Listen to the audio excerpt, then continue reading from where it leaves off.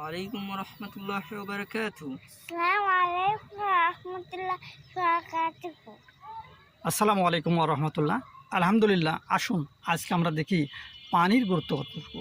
আমরা সবাই জানি একটি কমন কথা, পানি অপর নাম, পানির অপর নাম জীবন। কিন্তু তাছাড়াও পানির কিছু মৌলিক উপাদান আছে।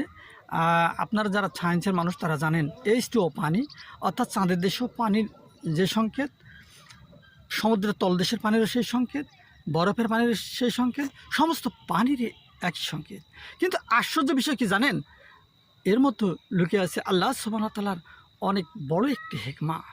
আপনারা অনেকেই জানেন যে এই পানি, যে পানি আপনারা দেখতেছেন জলরাশি, এই যে জলরাশি, এই জলরাশিগুলো ইচ্ছা করলে আগুন হয়ে যেতে পারে। কিভাবে? আপনার প্রশ্ন থাকতে পারে এটি কিভাবে হওয়া সম্ভব। জি, এটা যদি আমরা পানির এই উপাদানগুলো যিনি সৃষ্টি করেছেন এর স্রষ্টা যদি বলেন যে এটি হাইড্রোজেন এবং অক্সিজেন যে অনুপাত আছে এটি আলাদা হয়ে যাও এবং স্ব ধর্ম পালন করো, অর্থাৎ একটির কাজ হলো জ্বলা আর অন্যটির কাজ হলো জ্বলতে সাহায্য করা। সম্মানিত ভিউয়ার্স, তাই যদি হয়ে থাকে তাহলে দেখুন এই মানুষের দেহ সম্পূর্ণ কি অগ্নিকুণ্ড হয়ে যেতে পারে না? অবশ্যই।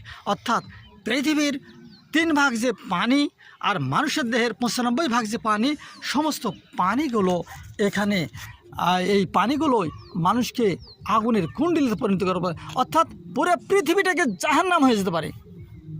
তাই আসুন আমরা সেই রবের কথা চিন্তা করি। ভাবে আই আলা ই রব্বিকুমা তুকাজ্জিবুন, তোমরা তোমাদের রবের কোন কোন অনুগ্রহ, কোন কোন নিয়ামতকে অস্বীকার করো।